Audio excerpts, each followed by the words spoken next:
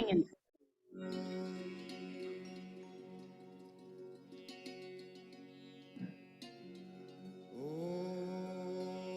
ओम नमः शिवाय। ओम नमः शिवाय। ओम नमः शिवाय। ओम भूर्भुवः स्वः तत्सवितुर्वरेण्यं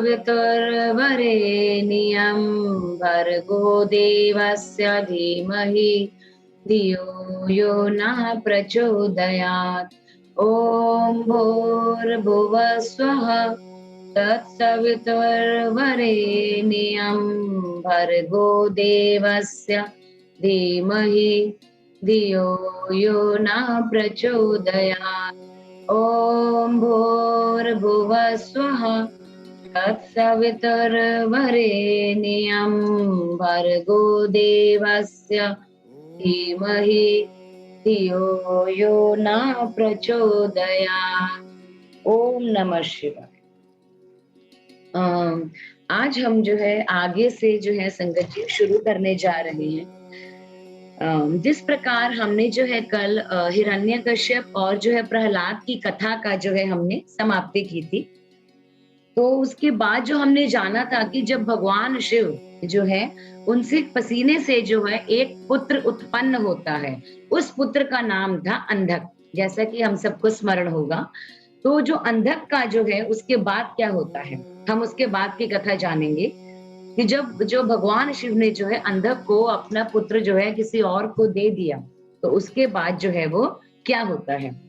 अब भाइयों के उपालंब से अंधक का तप करना, वर पाकर त्रिलोकी को जीतकर स्वेच्छाचार में प्रवृत्त होना, उसके मंत्रियों द्वारा शिव परिवार का वर्णन, पार्वती के सौंदर्य पर मोहित होकर अंधक का वहां जाना और नंदीश्वर के साथ युद्ध, अंधक के प्रहार से नंदीश्वर की मूर्छा, पार्वती के आवाहन से देवियों का प्रकट होकर युद्ध करना, शिव का आगमन और युद्ध, शिव द्वारा शुक्राचार्य का निगल जाना, शिव की प्रेरणा से विष्णु का काली रूप धारण करके दानवों के रक्त का पान करना, शिव का अंधक को अपने त्रिशूल में पिरोना और युद्ध की समाप्ति। तो इस जो अध्याय है उसमें हम इन सब चीजों के बारे में जानेंगे।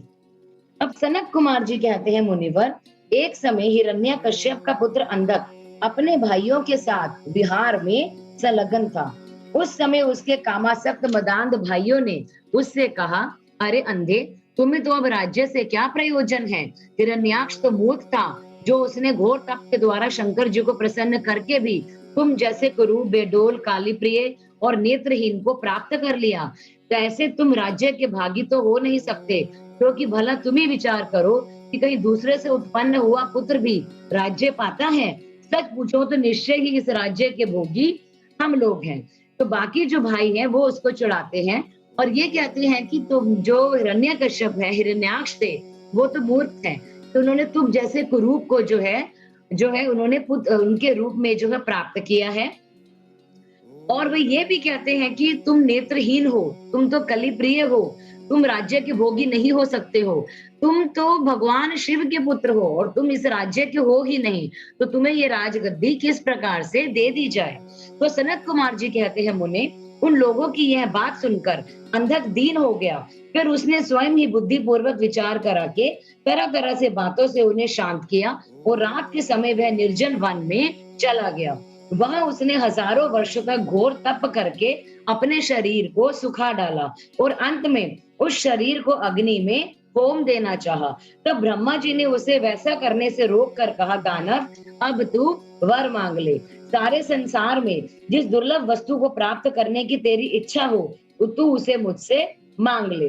अब पद्मयोनि ब्रह्मा के वचनों को सुनकर वह दैत्य दीनता एवं नम्रता पूर्वक कहने लगा, भगवान, जिन निष्ठुरों ने मेरा राज्य छीन लिया है, वे सब दैत्य आदि मेरे भक्त हो जाएं, मुझ अंधे को दिव्य चक्षु प्राप्त हो जाएं, इंद्र आदि देवता मुझे कर दिया करे और देवता, दैत्य, गंधर्व, यक्ष, नाग, मनुष्य, दैत्यों के शत्रु नारायण, सर्वमय शंकर तथा अन्य अन्य किन्हीं भी प्राणियों से मेरी मृत्यु ना हो। उसके इस अत्यंत दारुण वचन को सुनकर ब्रह्मा जी सशंकित हो उठे और उससे बोले। अब ब्रह्मा जी क्या कहते हैं कि हे दैत्येंद्र, ये सारी बातें तो हो जाएंगी, किंतु तू अपने विनाश का कोई कारण भी तो स्वीकार कर ले। क्योंकि जगत में ऐसा कोई प्राणी नहीं हुआ जो ना आगे होगा ही, जो काल के गाल में ना गया हो। फिर तो जैसे सत्पुरुषों को तो अत्यंत लंबे जीवन का विचार त्याग ही देना चाहिए। ब्रह्मा के इस अनुनय भरे वचन को सुनकर वह दैत्य फिर से बोला। अंधक ने कहा, प्रभु, तीनों कालों में जो उत्तम, मध्यम और नीच नारियां होती हैं, उन्हीं नारियों में कोई रत्नभूता नारी मेरी भी जननी होगी। वह मनुष्य लोक के लिए दुर्लभ तथा शरीर, मन और वचन से भी अगम्य है। उसमें राक्षस भाव के कारण जब मेरी काम भावना उत्पन्न हो जाए, तभी मेरा नाश हो जाए। उसकी बात सुनकर स्वयंभू भगवान ब्रह्मा को महान आश्चर्य हुआ। वे शंकर जी के चरण कमलों का स्मरण करने लगे। तब शंभू की आज्ञा पाकर वे अंधक से बोले। ब्रह्मा जी कहते हैं, दैत्यवर, तू जो कुछ कह रहा है, तेरे वे कभी सकाम वचन पूर्ण होंगे। हे दैत्येंद्र, अब तू उठ और अपना अभीष्ट को प्राप्त कर तथा सदा वीरों के साथ युद्ध करता रहे। मुनीश, हिरण्याक्ष पुत्र जो अंधक था, उसके शरीर में नसें और हड्डियां ही शेष रह गई थी, क्योंकि संगत जी उसने इतनी जो है घनघोर तपस्या करी थी कि उसके शरीर में खाली नसें और हड्डियां ही शेष रह गई थी। वो ब्रह्मा के ऐसे वचनों को सुनकर शीघ्र ही भक्ति पूर्वक उन लोकेश्वर के चरणों में लौट गया और इस प्रकार बोला। अब अंधक ने कहा, विभो, जब मेरे शरीर में नसें और हड्डियां मात्र ही शेष रह गई हैं, तब भला इस देह से शत्रु सेना में प्रवेश करके मैं कैसे युद्ध करूंगा? अतः अब आप अपने पवित्र हाथ से मेरा स्पर्श करके मेरे शरीर को मांसल बना दीजिए। तो वो क्या कहते हैं ब्रह्मा जी से कि कृपया करके जो मेरी हड्डियां और नसें रह गई हैं, इनके ऊपर आप थोड़ा सा मांस बना दीजिए। सनत कुमार जी कहते हैं, महर्षि, अंधक की प्रार्थना सुनकर ब्रह्मा जी ने अपने हाथ से उसके शरीर का स्पर्श किया और फिर वे मुनि गणों तथा सिद्ध समूहों से भली भांति पूजित हो देवताओं के साथ अपने धाम को चले गए। ब्रह्मा जी के स्पर्श करते ही उसके दैत्यराज का शरीर पूरा भरा पूरा हो गया, जिससे उसमें बल का संचार हो गया तथा नेत्रों के प्राप्त हो जाने से वह सुंदर दिखने लगा। तब उसने प्रसन्नता पूर्वक अपने नगर में प्रवेश करा। उस समय प्रहलाद आदि श्रेष्ठ दानवों ने जब उसे वरदान प्राप्त करके आया हुआ जाना, तब वे सारा राज्य उसे समर्पित करके उसके वशवर्ती भृत्य हो गए। तदंतर अंधक सेना और भृत्य वर्ग को साथ ले स्वर्ग को जीतने के लिए गया। वहां संग्राम में समस्त देवताओं को पराजित करके अपने वज्रधारी इंद्र को अपना करद बना लिया। उसने यत्र तत्र बहुत सी लड़ाइयां लड़कर नागों, सपूर्णों, राक्षसों, गंधर्वों, यक्षों, मनुष्यों, बड़े बड़े पर्वतों, वृक्षों और सिंह आदि समस्त चौपाइयों को भी जीत लिया। यहाँ तक कि उसने चराचर त्रिलोकी को भी अपने वश में कर लिया। तदंतर वह रसातल में, भूतल पर तथा स्वर्ग में जितनी सुंदर रूप वाली नारियां थी, उनमें से हजारों को जो अत्यंत दर्शनीय तथा अपने अनुकूल थी, साथ लेकर विभिन्न पर्वतों पर तथा नदियों के रमणीय तटों पर रहने लगा। अब दैत्यराज जो अंधक था, सदा दुष्टों का ही संग करता था। उसकी बुद्धि मद से अंधी हो चुकी थी, जिससे उस मूढ़ को जिसका कुछ भी ज्ञान नहीं रह गया था कि परलोक में आत्मा को सुख देने वाला भी कोई कर्म करना चाहिए। इस प्रकार वह महामनस्वी दैत्य उन्मत्त हो अपने सारे प्रधान पुत्रों को कुर्तकरवाद से पराजित करके दैत्यों सहित संपूर्ण वैदिक धर्मों का विनाश करता हुआ जो है विवरण करने लगा। वह धन के मद से अभिभूत हो वेद, देवता, ब्राह्मण और गुरु आदि किसी को भी नहीं मानता था। प्रारंभ वश उसकी आयु समाप्त हो चुकी थी। इसी से वह स्वेच्छाचार में प्रवृत्त हो व्यर्थ में ही अपनी आयु के शेष दिन गवाता हुआ रमण कर रहा था। उस दानव श्रेष्ठ के 3 मंत्री थे, जिसका नाम था दुर्योधन, वैदस और हस्ती। एक समय उन तीनों ने उस पर्वत के किसी रमणीय स्थान पर एक परम रूपवती नारी को देखा। उसे देखकर वह शीघ्रगामी श्रेष्ठ दैत्य हर्षमग्न हो तुरंत ही महादैत्यपति वीरवर अंधक के पास पहुंचे और बड़े प्रेम से उस देखी हुई घटना का वर्णन करने लगे। अब मंत्रियों ने कहा, दैत्येंद्र, यहाँ पर एक गुफा के अंदर हमने एक मुनि को देखा है। ध्यानस्थ होने के कारण उसके नेत्र बंद है। वह बड़ा रूपवान है। उसके मस्तक पर अर्धचंद्र की कला अपनी छटा बिखेर रही है और कमल में गजेंद्र की खाल बंधी हुई है। बड़े बड़े नाग उसके सारे शरीर में लिपटे हुए हैं। खोपड़ियों की माला ही उस जटाधारी का आभूषण है। उसके हाथ में त्रिशूल है तथा एक विशाल धनुष बाण और टुणीर भी वह धारण किए हुए है। उसका जो है उसकी 4 भुजाएं तथा लंबी लंबी जटाएं हैं। वह खड़ग, त्रिशूल, लकुट धारण किए हुए है। उसकी आकृति अत्यंत गौर और उस पर भस्म का अनुलेप लगा हुआ है। वह अपने उत्कृष्ट तेज से सुशोभित हो रहा है और जो विकराल वानर सा है, उसका मुख बड़ा भयंकर है। वह सभी आयु धारण किए हुए है, परंतु उसका हाथ रूक्ष है। वह उस तपस्वी की रक्षा में तत्पर रहता है। उसके पास ही एक बूढ़ा सफेद रंग का बैल भी बैठा है। उस बैठे हुए तपस्वी के पार्श्व भाग में हमने एक शुभ लक्षण संपन्ना नारी को भी देखा है। वो भूतल पर रत्न स्वरूपा है। उसका रूप बड़ा सुंदर है और तरुणी होने के नाते वो मन को मोह लेती है। मूंगे, मोती, मणि, सुवर्ण, रत्न और उत्तम वस्त्रों से वह सुसज्जित है। उसके गले में सुंदर मालाएं लटक रही है। कहां तक कहें, वह इतनी सुंदर है कि जिसने उसे एक बार देख लिया, उसी का नेत्र धारण करना सफल है।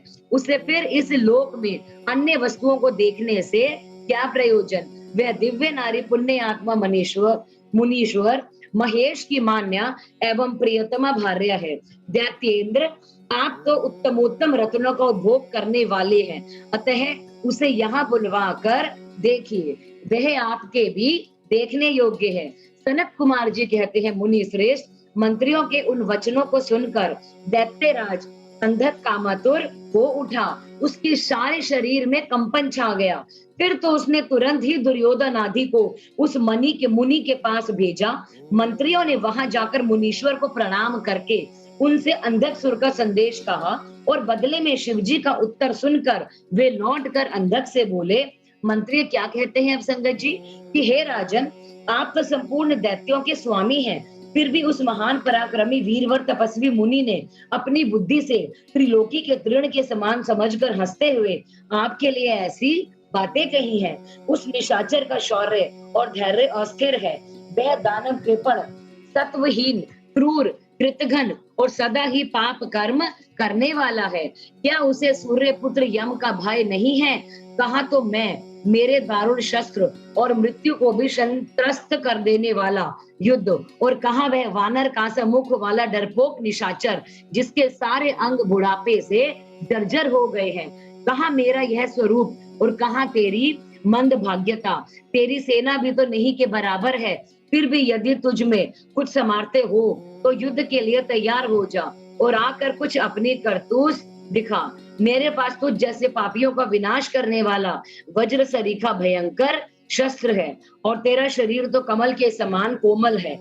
ऐसी दशा में विचार करके तुझे तो रुचिकर प्रतीत हो वो ही कर।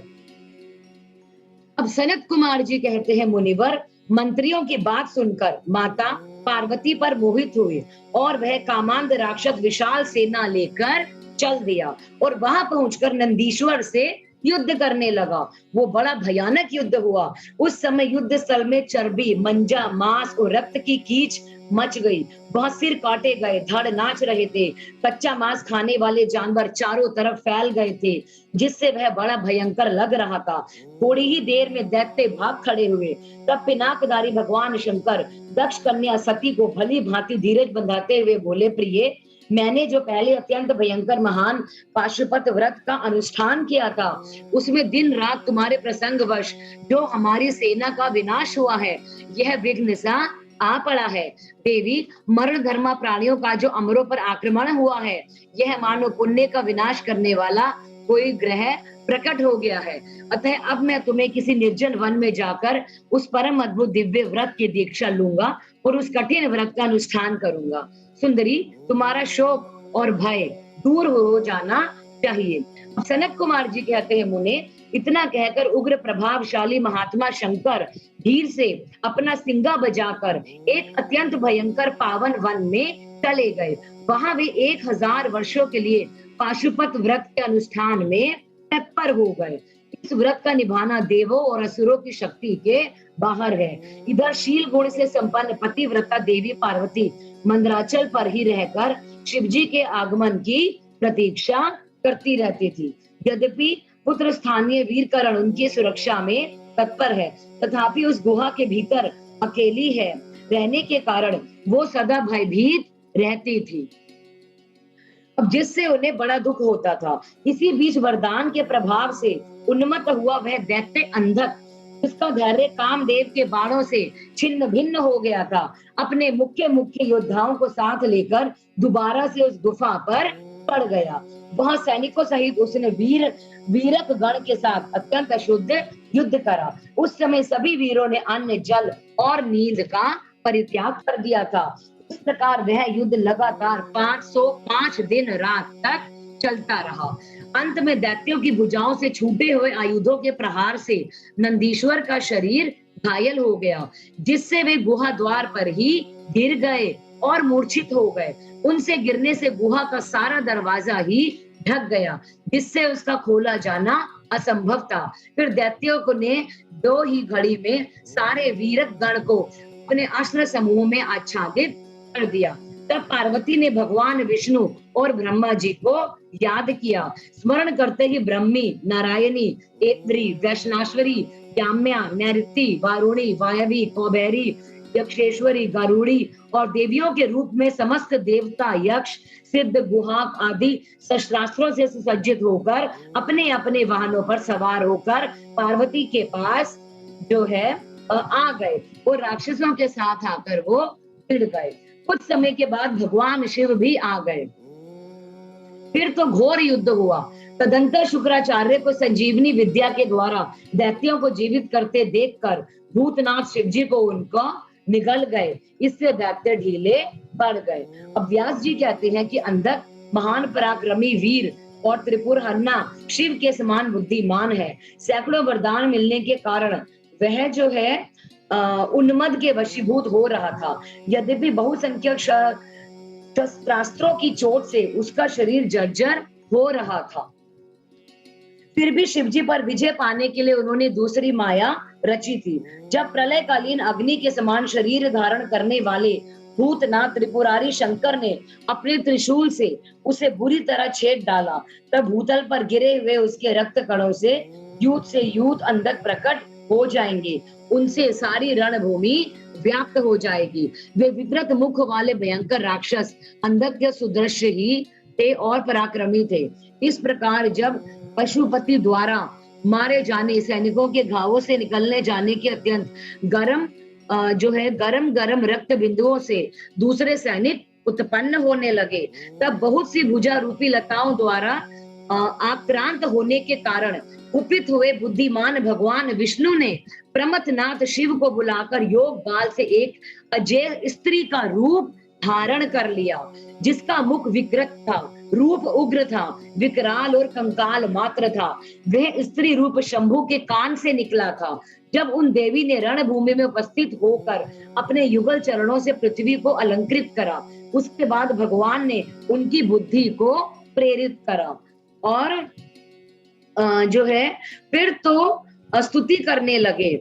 जब देवी ने रणभूमि में उपस्थित हो अपने युग चरणों से पृथ्वी को अलंकृत करा, तब जो सारे देवता हैं संगत जी वो उनकी स्तुति करने लगते हैं और भगवान जो है फिर उनकी जो है बुद्धि को प्रेरित करते हैं कि आखिर वो जो कान से जो वो निकली हैं तो उनका जो है मकसद क्या है। मतलब फिर तो वे क्षुधार्त होकर रण के मुहाने पर उन सैनिकों के तथा दैत्य राज के शरीर से निकले हुए अत्यंत गरम रुधिर का पान करने लगी, जिससे राक्षसों का उत्पन्न होना बंद हो गया। तदंतर एकमात्र अंधक ही बच गया। यद्यपि उसके शरीर का रक्त सूख गया था, तथापि वह अपने कुलोचित सनातन शास्त्र धर्म का स्मरण करके अविनाशी भगवान शंकर के साथ भयंकर थप्पड़ों से, वज्र सदृश जानुओं और चरणों से, वज्राकार नखों से, मुख, भुजा और सिरों से संग्राम करता रहा।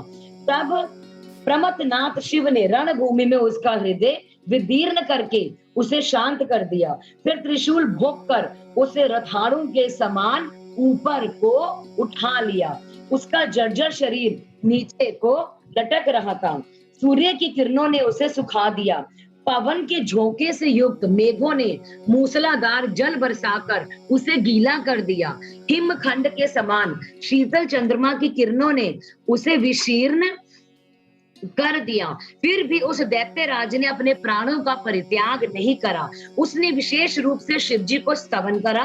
तब करुणा के अगाध सागर शंभु खुश हो गए और उन्होंने उसे प्रेम पूर्वक गणाध्यक्ष का पद प्रदान कर दिया। तत्पश्चात युद्ध के समाप्त हो जाने पर लोकपालों ने नाना प्रकार के सार गर्भित स्रोतों के द्वारा विधि पूर्वक शिव जी की अर्चना की और हर्षित हुए ब्रह्मा विष्णु आदि देवों ने गर्दन झुकाकर उत्तमोत्तम स्तुतियों के द्वारा उनका स्तवन किया। फिर जय जयकार करते हुए वे आनंद मनाने लगे। तदंतर शिव जी उन सब को लेकर आनंद पूर्वक गिरिराज की गुफा को लौट गए। वहां पर उन्होंने अपने ही अंशभूत पूजनीय देवताओं को नाना प्रकार की भेंट समर्पित करके उन्हें विदा किया और स्वयं प्रमोदित हुई गिरिराज कुमारी के साथ उत्तमोत्तम लीलाएं करने लगे। आगे की कथा इस प्रकार है। नंदीश्वर द्वारा शुक्राचार्य का अपहरण, शिव द्वारा उनका निगला जाना, 100 वर्षों के बाद शुक्र का शिवलिंग के रास्ते बाहर आना, शिव द्वारा उनका शुक्र नाम रखा जाना, शुक्र द्वारा जपे गए मृत्युंजय मंत्र और शिवाष्टोस्त्रम शत नाम स्तोत्र का वर्णन, शिव द्वारा अंधक को वर प्रदान। अब आगे की कथा इस प्रकार है। व्यास जी ने पूछा, महाबुद्धिमान सनत कुमार जी, जब वह महान भयंकर एवं रोमांचकारी संग्राम चल रहा था, उस समय त्रिपुरारी शंकर ने दैत्य गुरु विद्वान शुक्राचार्य को निगल लिया था। यह घटना मैंने संक्षेप में ही सुनी है, अब आप उसे विस्तार पूर्वक वर्णन कीजिए। पिनाकधारी शिव के उदर में जाकर उन महायोगी शुक्राचार्य ने क्या किया? जब भगवान शिव ने शुक्राचार्य को निगल लिया, तब उसने अंदर जाकर क्या किया, ये वो पूछते हैं। भृगुनंदन बुद्धिमान शुक्र भी तो कल्पांतकालीन अग्नि के समान उग्र तेजस्वी है। वे शंभु के जठर पंजर से कैसे निकले? उन्होंने कैसे और कितने काल तक आराधना की थी, ताकि उन्हें तो मृत्यु का शमन करने वाली पराविद्या प्राप्त हुई थी। वह विद्या कौन सी है जिससे मृत्यु का निवारण हो जाता है? मुने, लीला विहारी देवाधिदेव भगवान शंकर के त्रिशूल से टूटे हुए अंधक को गणाध्यक्षता की प्राप्ति कैसे हुई? तात, मुझे शिव लीला अमृत श्रवण करने की विशेष लालसा है, अतः आप मुझ पर कृपा करके यह सारा वृतांत पूर्ण रूप से वर्णन कीजिए। ब्रह्मा जी कहते हैं, अमित तेजस्वी व्यास जी ने इन वचनों को सुनकर सनत कुमार शिव जी के चरण कमलों का स्मरण करके कहने लगे। सनत कुमार जी क्या कहते हैं कि हे मुनिवर, भगवान शंकर के प्रमथों की जब अत्यंत विजय होने लगी, तब अंधक घबराकर शुक्राचार्य की शरण में चला गया। अब जब भगवान शंकर की गणों की जो है वो जीतने लगे थे युद्ध में, तो अंधक जो है संगत जी घबरा गया। उसको लगा कि वो हार जाएगा, तो उसने क्या करा कि वो शुक्राचार्य के पास चला जाता है उसकी शरण में, और उससे जो है गिड़गिड़ाकर मृत संजीवनी विद्या के द्वारा मरे हुए असुरों को जीवित करने की प्रार्थना करता है। वो कहता है कि जो असुर मर जाते हैं, कृपया करके वो उन्हें जीवित कर दे। इस पर शुक्राचार्य ने शरणागत धर्म की रक्षा करना उचित समझा।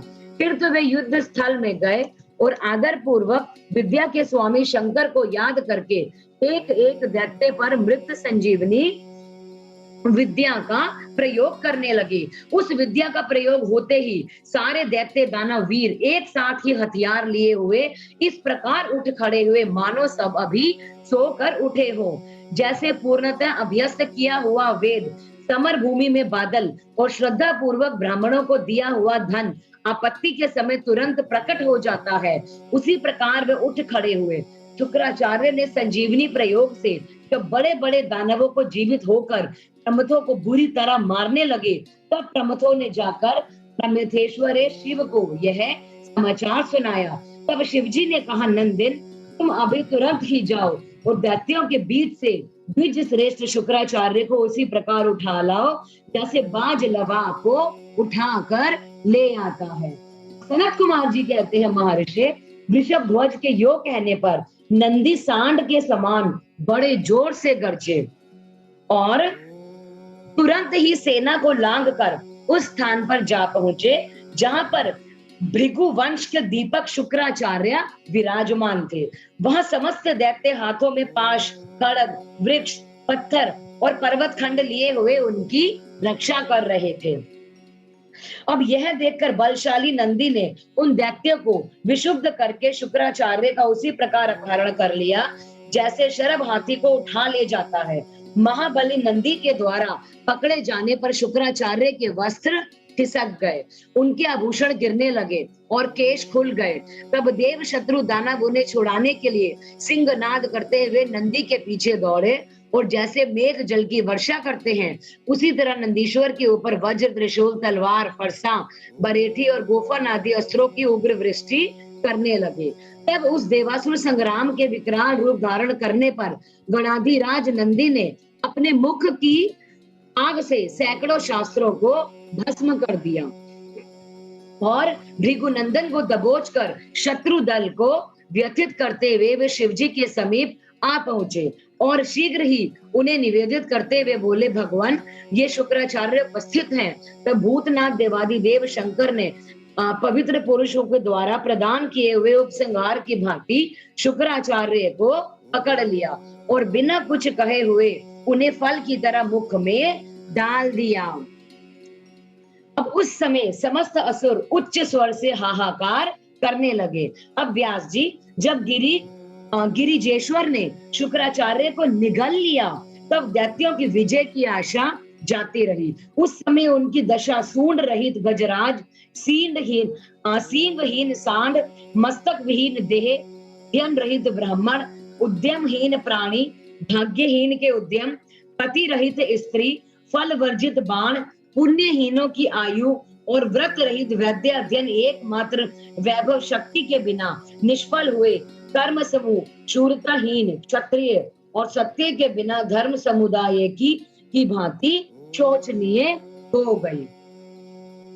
अब दैत्यों का सारा उत्साह जाता रहा। तब अंधक के महान दुख प्रकट करते हुए अपने शूरवीरों को बहुत उत्साहित किया और कहा कि हे वीरों, जो रणांगण छोड़कर भाग जाते हैं उनकी ख्याति अपयश रूपी कालिमा से मलिन हो जाती है। उन्हें इस लोक में तथा परलोक में कहीं पर भी सुख नहीं मिलता। यदि पुनर्जन्म मल का अपहरण करने वाले धरा तीर्थ, रण तीर्थ में अवगाहत कर लिया जाए तो अन्य तीर्थों में स्नान, दान और तप की क्या आवश्यकता है? अर्थात इनका फल रणभूमि में प्राण त्याग करने से ही प्राप्त हो जाता है।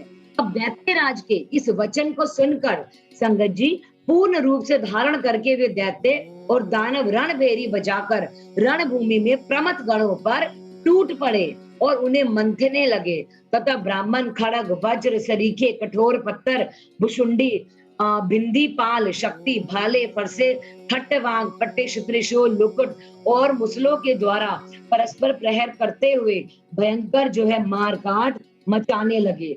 इस प्रकार अत्यंत घमासान युद्ध हुआ और इसी बीच विनायक, स्कंद, नंदी, सोमनंदी, वीर नैगम्य और महाबाली वैशाख आदि उग्र तपस्या जो है उग्र गणों ने त्रिशूल शक्ति और बाण समूहों की धारावाहिक वर्षा करके अंधक को अंधा बना दिया।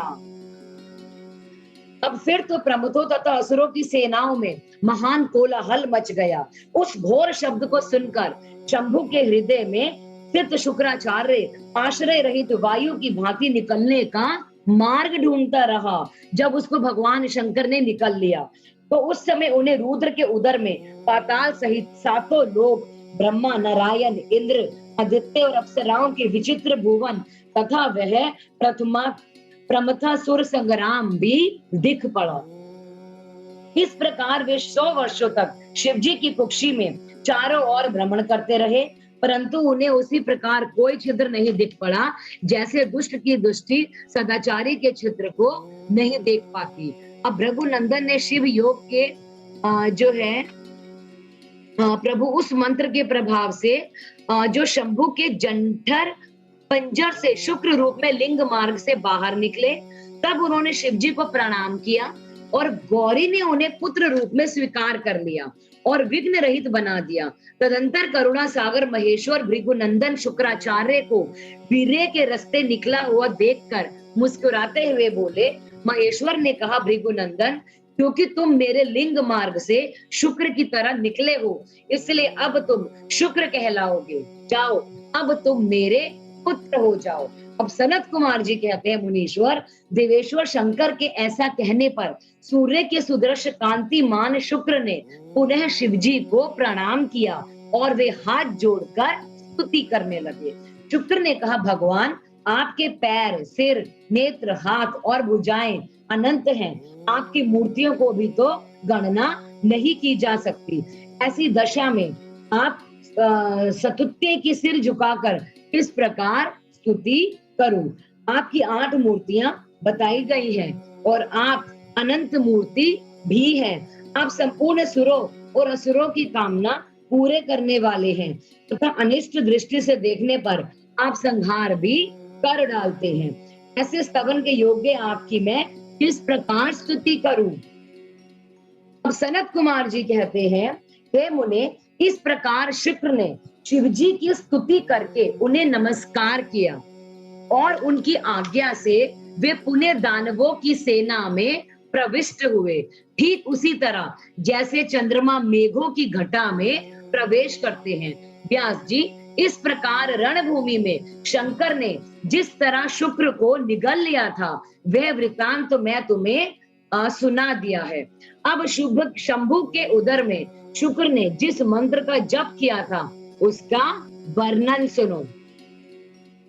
महर्षि, वह मंत्र इस प्रकार है।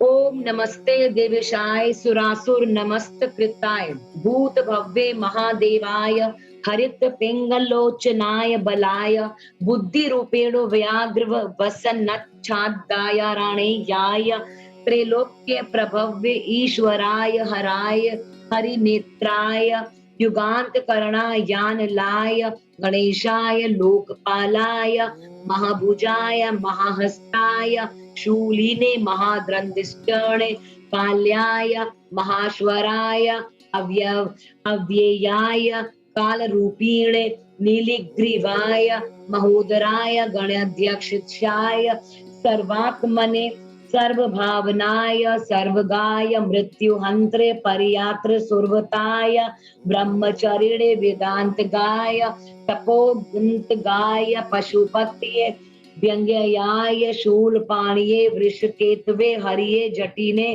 चिंठिलिने श्रृंकिंडिने लुकिटिने महायशसे भूतेश्वराय गुहावासिने वीणापणवतालवते अमराय दर्शनयाय बाल सूर्य निभाय शमशान वासीने भगवते उमापतिये अरिंदमाय भगस्याक्षी पातीने पुष्पो दशाननशनाय क्रूर कृतकार काय पाशहस्ताय प्रलकालाय उल्कामुखायाग्निकेतवे मुनिय दीपकाय शांपत्य उन्नते जनकाय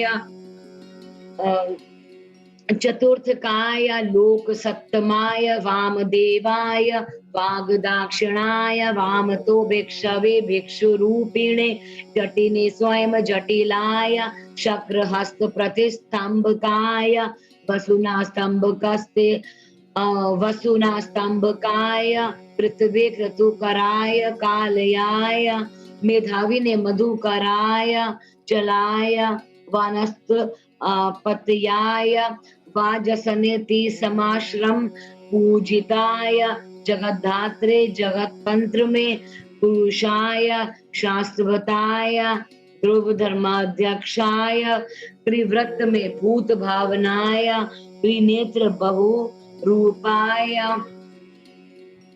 सूर्यायुत संप्रभाय देवाय सर्वतुर्य निंदादान्य सर्व बाधा विच्छ विमोचनाय बंधनाय सर्व धारिणे धर्मोत्तमाय पुष्प दंताय विभाग्ये सुखद सर्वहराय हिरण्य श्रभ से दारिणे भीमाय भीम पराक्रमाय ओम नमो नमः।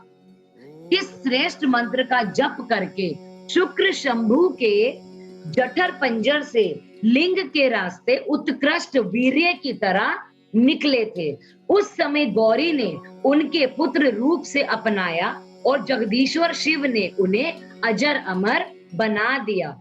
तब से वे दूसरे शंकर के सुदृश्य शोभा पाने लगे।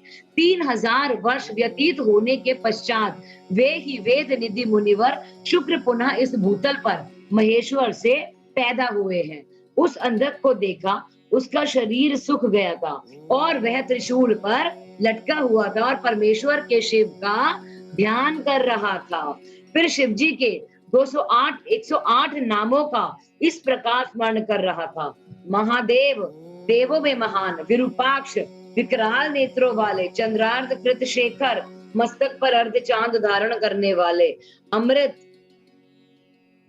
स्वरूप, शाश्वत, सनातन, स्थाणु, समाधिस्थ होने पर ठूठ के समान स्थिर, नीलकंठ, गले में नील चिन्ह धारण करने वाले, पिनाक नामक धनुष धारण करने वाले, वृषभाक्ष, वृषभ के नेत्र सरीखे विशाल नेत्रों वाले, महाज्ञेय, महारूप से जानने योग्य पुरुष, अंतर्यामी, सर्वकंद, सम्राट, कामनाओं को पूरा करने वाले, कामरी, कामदेव के शत्रु, कामदहन अर्थात कामदहन को दग्ध करने वाले, कामरूप, इच्छा अनुसार रूप धारण करने वाले, कपर्दी, विशाल जटाओं वाले, विरूप, विकराल रूपधारी, और गिरीश, गिरिवर कैलाश पर शयन करने वाले, भीम, भयंकर रूप वाले, सक्री, बड़े बड़े जबलों वाले, रक्तवासा, लाल वस्त्रधारी, योगी, योग के ज्ञाता, कालदहन, काल को भस्म करने वाले, और त्रिपुरधन, त्रिपुरों के संहार करता, कपाली,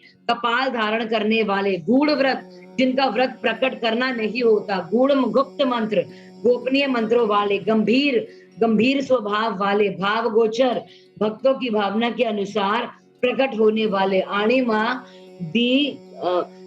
अणिमादि गुणाधार, अगिना आदि सिद्धियों के अधिष्ठान।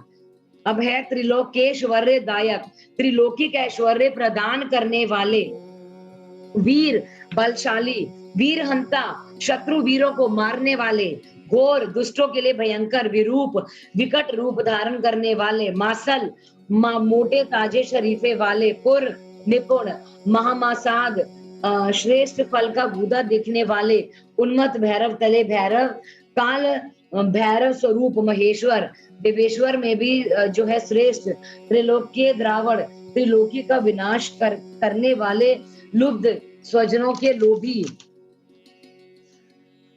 लुब्धक, महाव्याध्व स्वरूप, यज्ञ सूदन, दक्ष यज्ञ के विनाशक, कृतिका सुत युक्त, कृतिकाओं के पुत्र, स्वामी कार्तिक से युक्त, उन्मत्त का वेश धारण करने वाले, कृतिवासा, गजासुर के चमड़े को ही वस्त्र रूप में धारण करने वाले, गज कृति परिधान, हाथी का चर्म लपेटने वाले, क्षुब्ध, भक्तों को कष्ट देकर शुद्ध जाने वाले, भुजग भूषण, सर्पों को भूषण रूप में धारण करने वाले, लता दंभ, भक्तों के अवलंब दाता, विकाल स्वरूप, घोर शाकिनी पूजित और अघोर पथ के प्रवर्तक, घोर दैत्य यज्ञ, भयंकर दैत्यों के संहारक, घोर घोष, भीषण शब्द करने वाले, वनस्पति स्वरूप, भस्मांग, शरीर में भस्म जो है, घोर घोष, भयंकर दैत्यों के संहारक, घोर घोष, भीषण शब्द करने वाले, वनस्पति स्वरूप, भस्मांग, शरीर में भस्म रमाने वाले, जटिल जटाधारी, शुद्ध,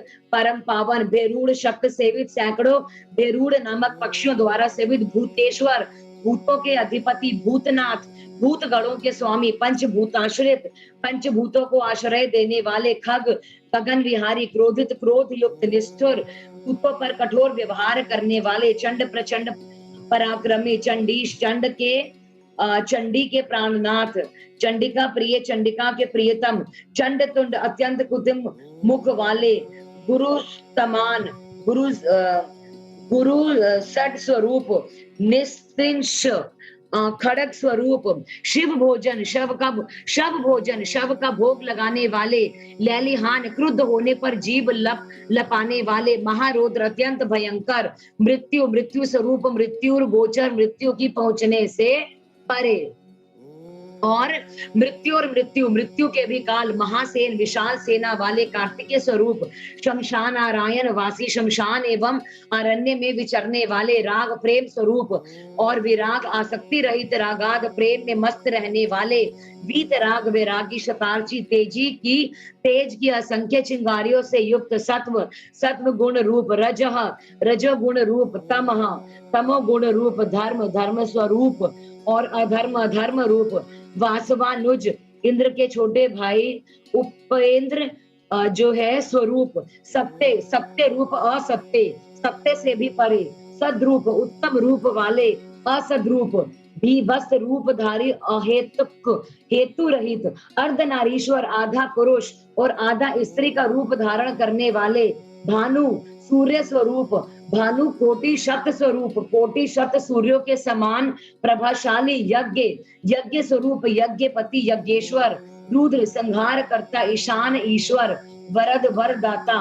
शिव, कल्याण स्वरूप, परमात्मा शिव की इन 108 मूर्तियों का ध्यान करने से वह दानव उस महान भय से मुक्त हो जाएगा। अब उस समय प्रसन्न हुए जटाधारी शंकर ने भी उसे मुक्त करने के लिए उस त्रिशूल के अग्रभाग से उतार लिया और दिव्य अमृत की वर्षा से अभिषक्ति कर दिया। उसके बाद महात्मा महेश्वर उसने जो कुछ किया उस सब का सांत्वना पूर्वक वर्णन करते हुए उस महादैत्य अंधक से बोले, ईश्वर ने कहा, हे दैत्येंद्र, मैं तेरे इंद्रिय निग्रह, नियम, शौर्य और धैर्य से बहुत ज्यादा प्रसन्न हूँ। अतः सुव्रत, अब तू कोई वर मांग ले।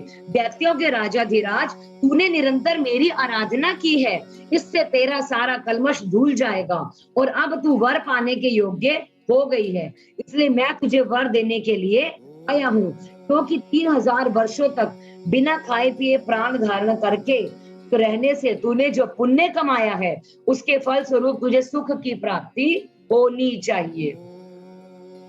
अब सनत कुमार जी कहते हैं, मुने, ऐसा सुनकर अंधक ने भूमि पर अपने घुटनों को टेक दिया। फिर वह हाथ जोड़कर कांपता हुआ भगवान उमापति से बोला। अंधक ने कहा, भगवान, आपकी महिमा जाने बिना मैंने पहले रणांगना में जो हर्ष गदगद वाणी से आपको दीनहीन और नीच से नीच कहा दिया और मूर्खतावश लोक में मैंने जो जो कर्म किया है प्रभु, जो है उस सब को आप अपने मन में स्थित कर लें और अर्थात उसे भूल जाए। महादेव, मैं अत्यंत ओछा और दुखी हूँ। मैंने काम दोष वश पार्वती के विषय में जो दूषित भावना कर ली थी उसे आप क्षमा कर ले। आपको तो मुझ अपने कृपण, दुखी एवं दीन भक्तों पर सदा ही जो है मैं उसी तरह जो दुखी सदा ही विशेष दया करनी चाहिए। मैं उसी तरह का एक दीन भक्त हूँ और आपकी शरण में आया हूँ। देखिए, मैंने आपके सामने अंजलि बांध रखी है, अब आपको मेरी रक्षा करनी चाहिए। ये जगत जननी पार्वती देवी भी मुझ पर प्रसन्न हो जाए और सारे क्रोध को त्याग कर मुझे कृपा दृष्टि से देखे। चंद्रशेखर, कहाँ तो इनका भयंकर क्रोध और कहाँ मैं तुच्छ दैत्य। अब चंद्रमौली, मैं किस प्रकार उसको सहन नहीं कर सकता।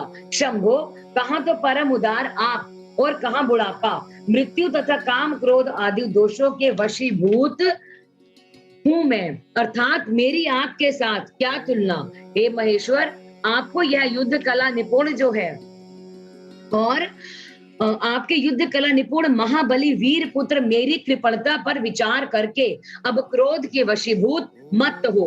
तुषार हार, चंद्र किरण, शंख, कुंद पुष्प और चंद्रमा के वर्ण वाले शिव जो है, मैं इन पार्वती को गुरुता के गौरव वश नित्य मात्र दृष्टि से देखूं। मैं नित्य आप दोनों का भक्त बना रहूं। देवताओं के साथ होने वाला मेरा वैर दूर हो जाए तथा मैं शांत चित्त हो योग चिंतन करता हुआ गणों के साथ निवास करूं।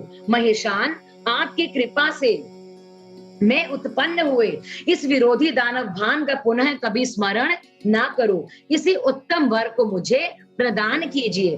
अब सनत कुमार जी कहते हैं, मुनि सत्तम, इतनी बात कहकर वह दैत्यराज माता पार्वती की ओर जो है देखकर त्रिनयन शंकर का ध्यान करता हुआ मौन हो गया।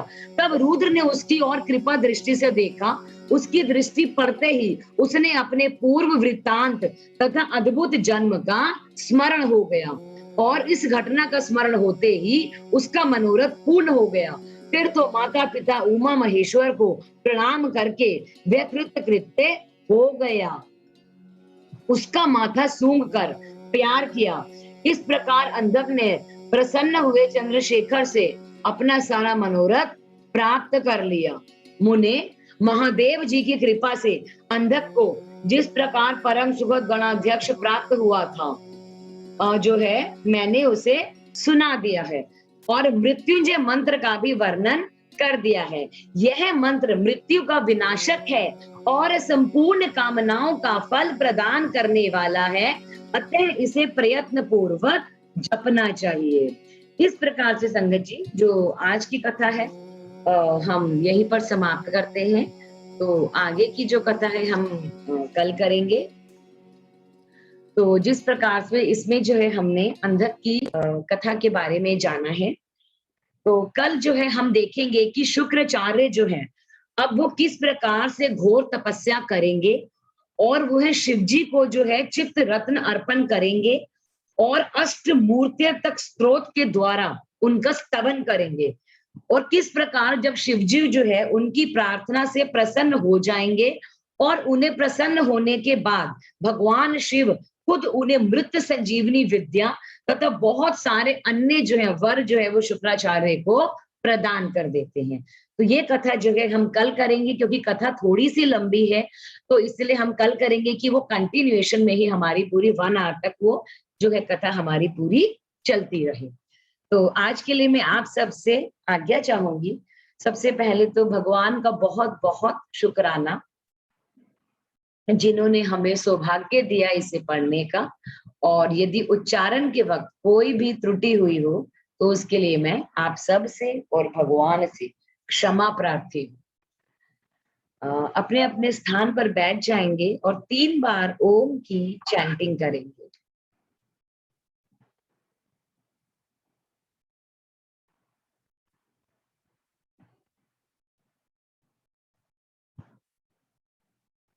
ओम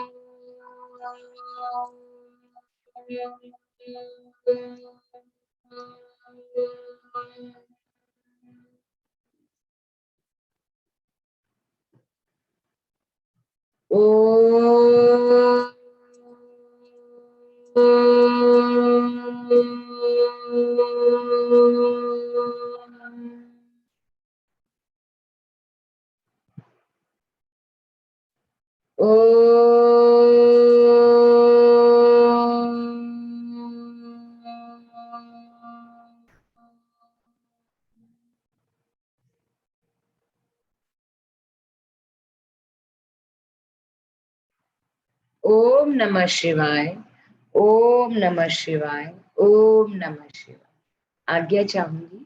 जय गुरु जी।